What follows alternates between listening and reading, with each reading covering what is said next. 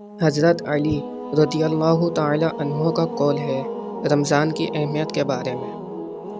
حضرت علی رضی اللہ تعالی عنہ نے فرمایا، اگر اس امت کو یعنی امت محمدی کو عذاب دینا ہوتا تو اللہ انہیں رمضان اور سورہ اخلاص عطا نہ فرماتا، یعنی یہ مہینہ عذاب سے بچانے، رحمت برسانے، نیک بنانے اور بخشش کروانے کے لیے آ رہا ہے۔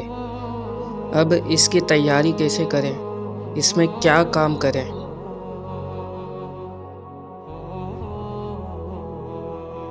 رمضان میں نماز پڑھیں، ساری فرض عبادتیں کریں، صرف فرض نہیں بلکہ فرض کے ساتھ ساتھ نفلی عبادتیں کریں، جتنی زیادہ ہو سکیں اس مہینے میں عبادتیں کریں، کیونکہ اس مہینے میں ثواب بڑھا دیا جاتا ہے۔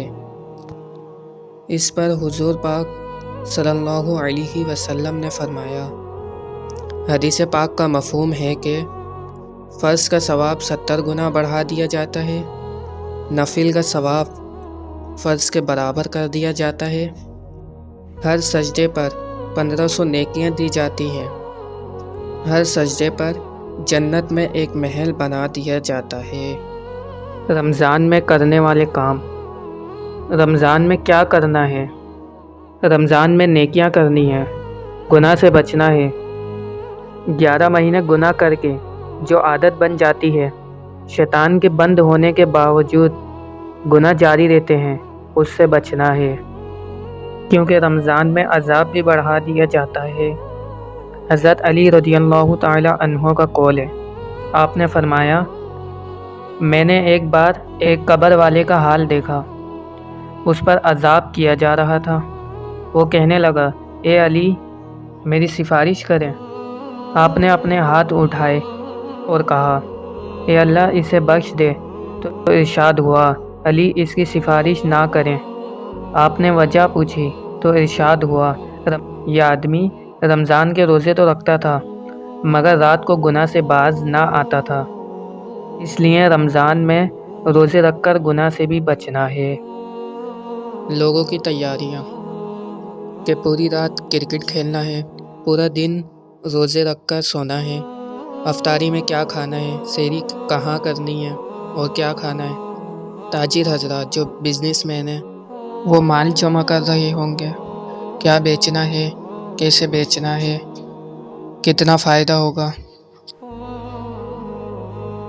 رمضان ہمیں اس لیے نہیں ملا ان سب کاموں کے لیے، بلکہ ہمیں اس میں عبادتیں کرنی ہیں، پوری رات عبادت کرنی ہے، سحری میں اٹھنا بھی ہے، سحری کرنی بھی ہے اور دوسروں کو کروانی بھی ہے۔ جو اس کی توفیق نہیں رکھتے یعنی غریب ہیں، ایک گلاس پانی پی کر روزہ رکھتے ہیں، ان کو سحری کروانی بھی ہے اور ان کی مدد بھی کرنی ہے اپنی توفیق کے حساب سے۔ نماز پڑھنی ہے اور قرآن بھی پڑھنا ہے۔ رمضان میں قرآن پڑھنے کے بارے میں آقا علیہ السلام نے فرمایا، رمضان اور قرآن دونوں اللہ کی بارگاہ میں سفارش کریں گے۔ رمضان کہے گا، میں نے تیری رضا کے لیے سارا دن کھانے سے باز رکھا، اور قرآن کہے گا، تیری رضا کے لیے یہ مجھے رات کو کھڑا ہو کر سنتا تھا، یعنی روزوں کے ساتھ ساتھ تراویح بھی پڑھنی ہے، وہ بھی پورے مہینے، صرف ایک عشرہ یا کچھ دن نہیں۔ رمضان میں ادائیگی بھی کرنی ہے، یعنی اپنے فطرے کو ادا کرنا ہے اور مکمل زکوٰۃ کی ادائیگی کرنی ہے۔ کچھ لوگ تو زکوٰۃ دیتے ہیں مگر سب نہیں۔ حدیث پاک کا مفہوم ہے، جو زکوٰۃ نہیں دیتا اس کا مال قیامت کے دن گنجے سانپ کی شکل میں اس کے گلے میں ڈال دیا جائے گا۔ ایک اور حدیث پاک کا مفہوم ہے، زکوٰۃ مال کا میل ہے، یہ جس بھی مال میں ملے گا اسے بھی گندا کر دے گا، یعنی اس مال کو بھی برباد کر دے گا جس مال میں ملے گا۔ ہم سب کو جس پر زکوٰۃ ہے اسے لازمی ادا کرنا ہے۔ سب سے پہلے اپنے رشتہ داروں کو دیں جو مستحق زکوٰۃ ہے، اس کے بعد دینی تحریک ہے آپ کے سامنے، آخری کی کچھ باتیں۔ رمضان میں غصہ نہیں کرنا، غلط بات بھی برداشت کرنی ہے، کہنا ہے اللہ کی رضا کے لیے معاف کیا۔